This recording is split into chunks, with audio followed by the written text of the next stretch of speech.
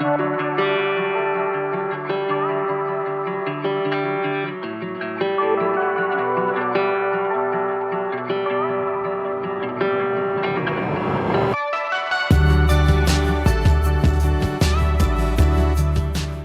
we're back for another episode of PM Talks. This is the second episode of 2025. And, it's interesting whenever we do these, we have to meet at a very particular time, not necessarily the same time all the time, but the objective way that we schedule it regularly, but the objective way that time works chronologically pushes us into alignment, which is maybe alignment in terms of time, but not necessarily in terms of alignment anywhere else. But the subject of today is indeed alignment, which is, I think, alignment. Yeah. Yes. I think it's an interesting, especially since we're pursuing this so early in the calendar year, if you're listening to this when it's released.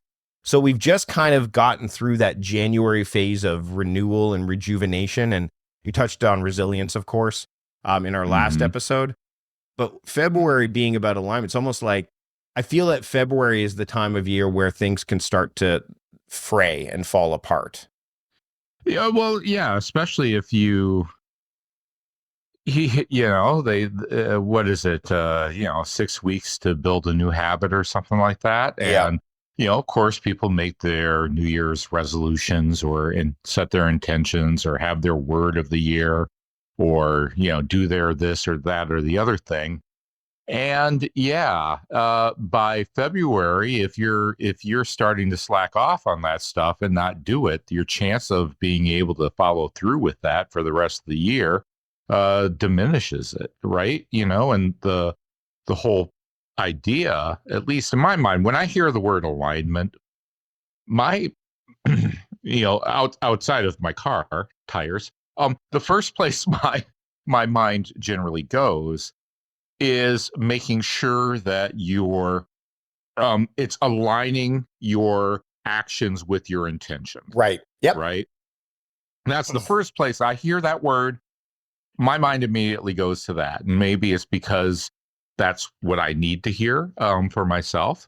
But it's also one of those things, one of those kind of missing pieces of productivity back in, what was it, 10 years ago now or so, or even 15, when, big productivity craze, and you had the David Allens and you had Merlin Mann out there, and you had, all these guys, and heck, you had a Mike Vardy out there, and everybody was talking about like systems and getting, how to track this and how to bullet journaling and making it look pretty and all of this other stuff, right?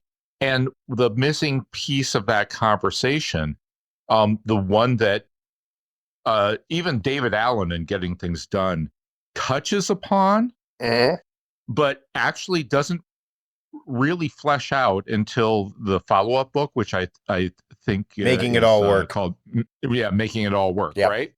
And which is a better book. I just want to go out there and say that if you this is my opinion. Yep. If you really want to understand the point, the whole reason for getting it done, you need to read Making It Work, because Making It Work is the alignment piece of it all. Right. I would argue really quickly. I do think it's a better book, but the reason I believe it's a better book is that the Getting Things Done book, GTD, is a how-to. Making It All Work is why in the world would you want to? Yes, it's the more philosophical. Maybe it didn't do as well because it didn't offer the system that we're talking about. Instead, it said, why would you even need one? Yep. Now he's like, okay, you've got it. What are you going to do with it? Well, and quite frankly, and this is my humble opinion, you could read Making It All Work. The system, it wouldn't matter. Yes.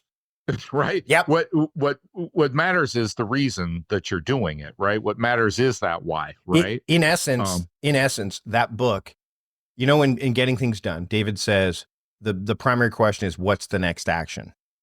Making It All Work says, okay, you're asking yourself this question. why is it the next Why? action? Why? Yeah, Are you sure? Why is it? Why? Not only why is it the right next action, but why Yeah, does it even need to be an action in the exactly. first place? Yeah. Like, the easiest way to chop down your to-do list is to look across it and look at it and say, do I really have to do all of this? You're making me want to The read that answer book is- again. You're making me like, because is no, then guess what? You just solved also. You took care of an entire project by crossing it off the list Right. and deciding it wasn't important in the first place, right? Yep. But I think that that is so important and something we oftentimes miss. We don't take the time in general to look over our list of things. Anyone who might see the video of this, I'm holding up mine right now on my little 3x5 card. Here it is. You can see it. Yeah. And say and ask for each one of those things, why? Why do I need to pay my daughter's tuition? Why do I need to get money into my personal checking account? Why do I need to, what are we, cut and install the backing boards for the shower that I'm remodeling, right? Why? Truth of the matter is that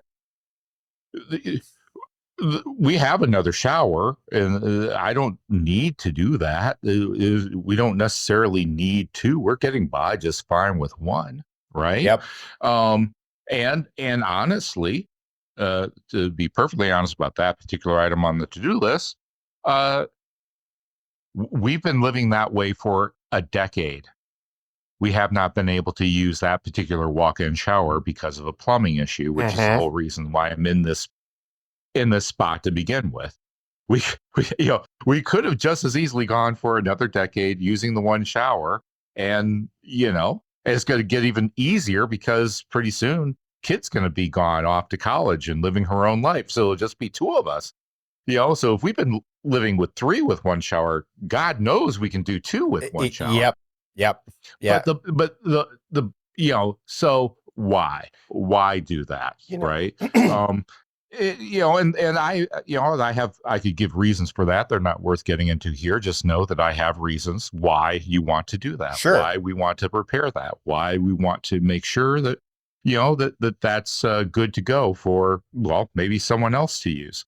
But the whole point is that I regularly make sure that the things that are on my list align with the places I want to go in my life, i.e., with who I want to be, with what I want that to look like, with any number of other higher level goals. I do everything I can to regularly ask the question and make sure everything is in alignment. What do you think about the word attunement over alignment? I don't necessarily, I hear that word and I automatically think of rhyming, and I'll tell you where that comes in. Okay. It's a phrase that one of my favorite authors, Robin Sloan. What's the book? The bookstore one. There's the bookstore he wrote. Yes, Mr. Penumbra's 24-hour book. 24-hour bookstore. Bookstore. All of his books are just and he did great, Fish. Right? Can we still get Fish? Can we still get that essay on? We must be able to.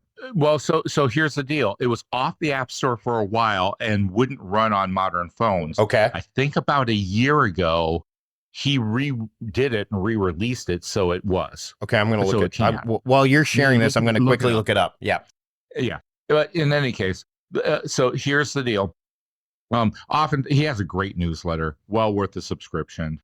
We'll link to it in the show notes for sure. You link to it in the show notes for sure. But he oftentimes,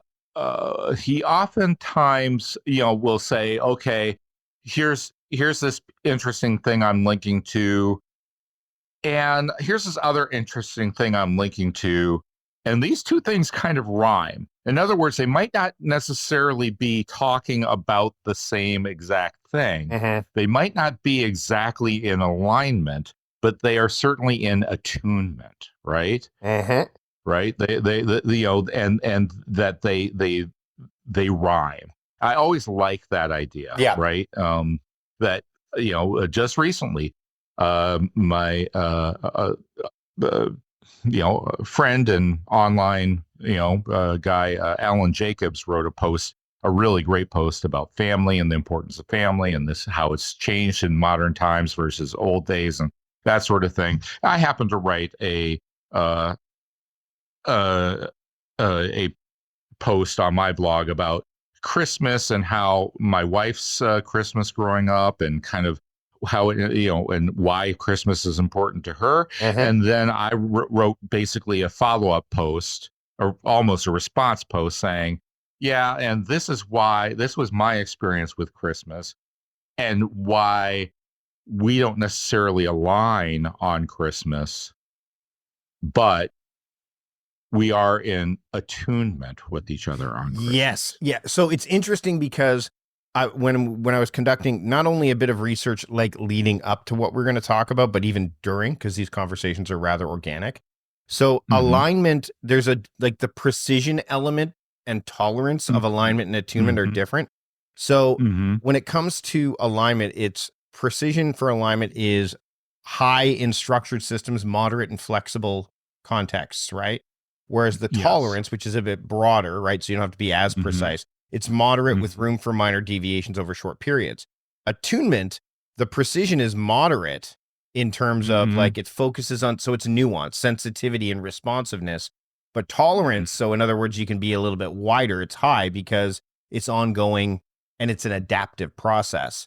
So to me, it's almost funny. Alignment is, for lack of a better term, alignment is active and attunement is a bit more passive, if that makes sense. Do you know what I mean? Like it's not as intense. Whereas alignment is like, I want to be aligned in my actions and whereas attunement's like, this feels a certain way. This is like, and you're listening to that. You don't really listen, I think, to what alignment is trying to tell you or you're trying to align. But to your point about rhyme and like the idea of poems and so on, like the term tune comes in there. Like you're attuned to a situation. Yeah, you're like, this feels like, and that happens both environmentally, situationally. But in order to, I think, get to an attunement where you feel like, oh, like there's nothing quite wrong about what's going on here. Everything feels kind of right. Alignment and attunement kind of work hand in hand in that, wouldn't you say? Yeah. I guess I would argue that, there's certainly a place for both, right? Yes. Just taking the examples, the couple of examples now that I brought up, right? I want the shower project to be in alignment, i.e., I want to make sure that if I do A, B, and C, I end up at X, right? Right. That if the goal is to have a shower that is more functional, does not leak, and is better, then I know the steps I need to take. And it's very clear I need to do this, then I need to do that, then I need to do this other thing in order to have that outcome, right? Right. Whereas with Christmas between my wife and I, right? There's no way I'm going to be able to change how, her relationship with Christmas. And quite frankly, there's an equal number of 57 years. It is not going to necessarily change the way that I approach Christmas. But what I can make sure of is that my approach supports what her idea is, and that she is, while it's not perfect, she is satisfied with the outcome. Content, for sure. Like there's a contentment there. Yep. There's a contentment there. And same with me. Right. That we each get a little bit of what we want, and therefore we both can be happy and content with the outcome, right? It doesn't have to be precise. It doesn't have to go exactly the way that, that she expects, nor will it, or does it go exactly the way, like if it was my choice, that, there's lots of things that we wouldn't do just simply because I don't necessarily have the same value in them, but I do them because I know that that's the path for her, for making her content. And she dials back a bit because she knows that that's the path towards making me so, right? Mm-hmm. So it's a compromise. So really quickly, I tried to get an example. For those of you that just are either watching the video of this and you see me looking down, yes, I have my phone in my hand. Yes, I'm getting some research as we go. I love this. I love what AI can help with in these instances because it does give us some things that we can discuss. So I actually just asked AI, give me an example of both how Apple, one of our favorite companies, is both aligned and attuned. And so what they said is, like, in terms of so what it's coming back at me with, and again, remember, this is not perfect. We are just going rough draft, kind of organic as we do these conversations. So alignment is strategic consistency and structure. So product ecosystem is an alignment thing. Design philosophy is an alignment thing. Brand identity is alignment. Customer experience is alignment. And sustainability goals are alignment. There's a lot of measurables in there. Very, very clear. There's a lot of clarity around that. Attunement is more about responsive and adaptability. So where they're attuned is customer feedback, cultural trends, keynote presentations, which I found really interesting. Well, that is interesting because there's that anticipation around the keynotes and such. So there's a lot of adaptability and fluidity in there. So they can do market timing, building hype, and delivering exactly when the market is ready. Or in their case, often when they want the market to be ready, which I think is because they are trendsetters in that way too, right? Regional sensitivity is an attunement, which makes sense because there is a lot of, and then developer relations, which for the longest time, they sucked at. Like, they really sucked. Yeah, yes, they did. And I can pinpoint the specific time that changed. Go for it. Being in this ecosystem for quite some time. Well, I think it's rather clear. It changed around the beginning of Mac OS 10. Yeah. Right. And the reason it changed was because they understood. They knew that they were going to have a large pushback against, because you basically were going to your entire ecosystem of software developers and telling them that everything that they have built is going to have to be rebuilt from scratch. Right. With entirely new software, idea, interface, everything, right? That we are not going to support, within 2 years, we're not going to support anything that you do the old way. It literally will not run on our machines anymore. And you have to change everything about, well, it's I think also about a risk. Talk about a gamble. Yeah. Holy crap. Do you think that basically OS X came out? Well, now we're geeking out. Isn't that when Gruber really started? Gruber and Syracuse and those guys really started to dive deep into the ecosystems a bit more and share more of that. Like, I almost feel like when OS X came out, that was the dawn of those. Not the pundit blogs and not even evangelical. That I might be a bit early with that. I mean, maybe they didn't really happen until, I think it was more like OS X Tiger that those started to show up as opposed to early OS X. I actually think that, as someone who has been using Macs and been very involved in the Apple ecosystem and Apple writers and reading them and writing along those lines and things like that, since the System 7 days, the difference is, I think that you may have noticed, was actually more of a general knowledge market share sort of thing. Right. The truth of the matter is that those guys had been around for a while. Sure. Had been writing whatever. It's just that their audience was like this, right? Because Apple users were like this, right? Yep. And as the iMac came on the scene and that began to grow, and then with Mac OS 10, it kind of would boom.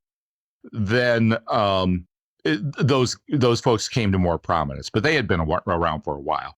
and had been writing about Apple for quite some time, along with others, not the least of which was folks like Adam Angst, folks like Rodney Lane, folks like or you're going back further than I remember. yeah, right, yeah. So, all right. Bottom line, you had Mac Addict, that came out around that time, right? You had, even Wired started to really shift and focus more in on the fate of Apple, beginning with their Prey issue. But at that point is when they wrote that and they shipped that. That was when Steve Jobs basically returned to the company, right? Yep. And so, everyone focuses on like, oh, Wired wrote this thing, basically writing the epitaph for Apple. Yeah, but then in the next subsequent months, they became fans and champions and saw the direction the puck was going and started writing much more positive pieces about Apple. And about his future and its fortunes. So, but it is all of this is a lot of inside baseball. Yeah, but it's interesting just to see that, like, the distinction between alignment and attunement, and actually, again, I'd plug this into AI just to ask, of the two let's look at alignment and attunement in relation to those two David Allen books we discussed, Getting Things Done and Making It All Work. And it shouldn't surprise you or anyone listening right now that Getting Things Done, after it gave me all of the kind of bullet points and gave me a table, Getting Things Done aligns actions with goals through structured systems, making it ideal for those seeking consistency and order, whereas Making It All Work attunes individuals to their broader life context, helping them adapt and recalibrate their systems to stay connected to their deeper intentions. Exactly. And no one reads. I would challenge, if you're on Spotify especially, you can leave in the comments, like, which of the David Allen books have you read? And I'm betting that for those that do leave a comment, Making It All Work will likely be 20% compared to David, like, of all, like, it'll be an 80-20 split at best. There's no question about it. But here's what I will say, and it's something I have said before, and that is that your to-do list is a wish list. Your to-do list is a wish list. Yep. Everything on there is things you wish to get done, but until you do them, or until you make concrete plans for them getting done, they remain wishes.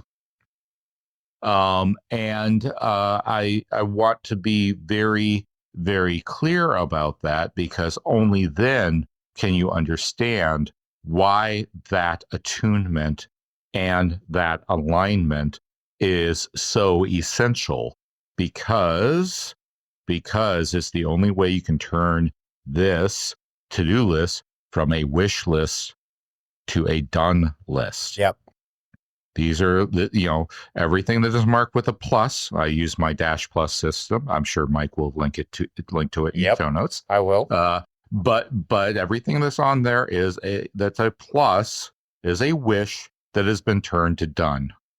And that's my goal. And the reason, the motivation for doing that is actually in the attunement as much as it is in the alignment. As we get close to wrapping up, because we've got, I want to make sure that we give the listeners a chance to think more about alignment and figuring out how they can, because I think attunement is just as important, but it doesn't get much like Making It All Work. The praise also requires, I believe, attunement, just like alignment, to slow down, but maybe not necessarily with the quantitative outcomes that you would necessarily get from alignment, or the more immediate outcomes.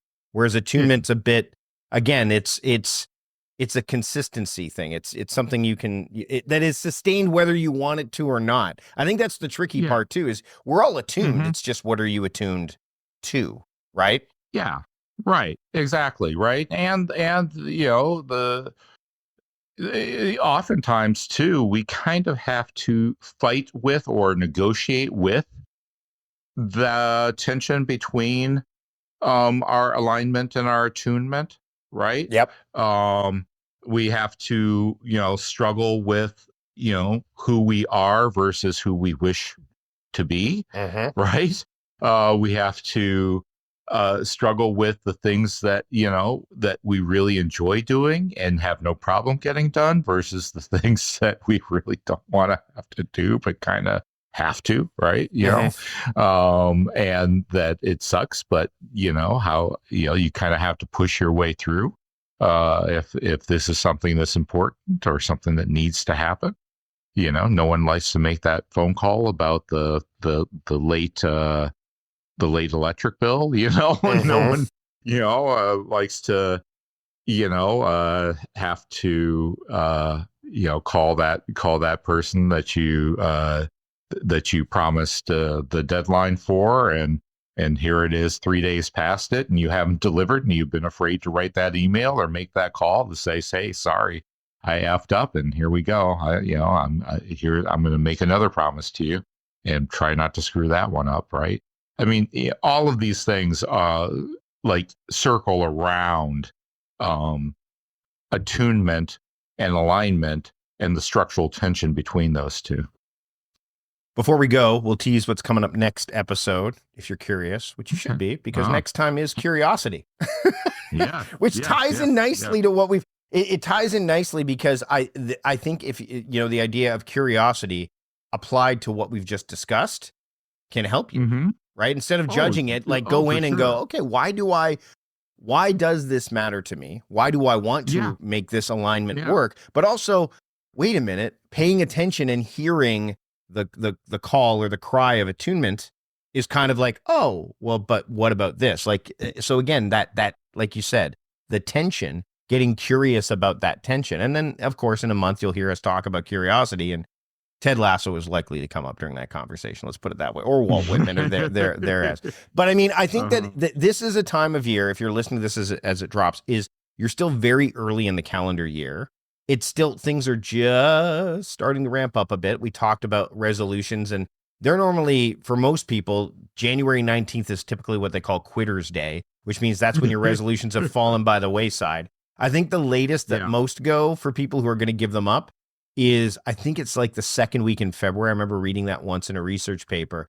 If you manage to last past that, then you've either really committed to the resolution you've made, or you've constructed one that gives you the capability of living up to it, because it's either, I wouldn't say it's low pressure, but you understood the assignment, I guess, is the answer when it comes to that. Right, exactly. Right. You either understood the assignment, or you have placed a level of importance on it that makes it unavoidable. I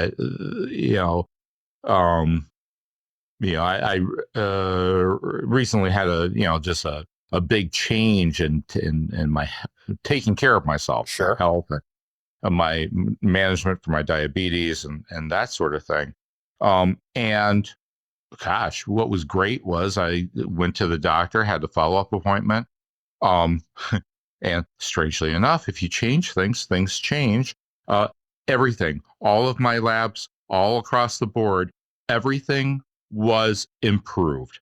Every single thing was markedly better, right? Right. And that is because of the consistency. That is because the alignment of, okay, I have this follow-up appointment in 6 months. If I want everything to be better than it is now, here's what I have to do. Here's what I have to change, right? And the truth of the matter is that once I made those changes, it sucked for a couple of weeks, but then I got into my body became attuned to this new normal, right? Yep. And consequently, because alignment and attunement were, working hand in hand. Yeah, they were working hand in hand. We're working hand in hand. The results on the other end, it was clear, right? And I think the other thing too is that usually by this time of year, as this drops, folks are beginning. Look, if you're not feeling the results of whatever intention, resolution, whatever that you've made, right? then that's worth the curiosity of exploring. Why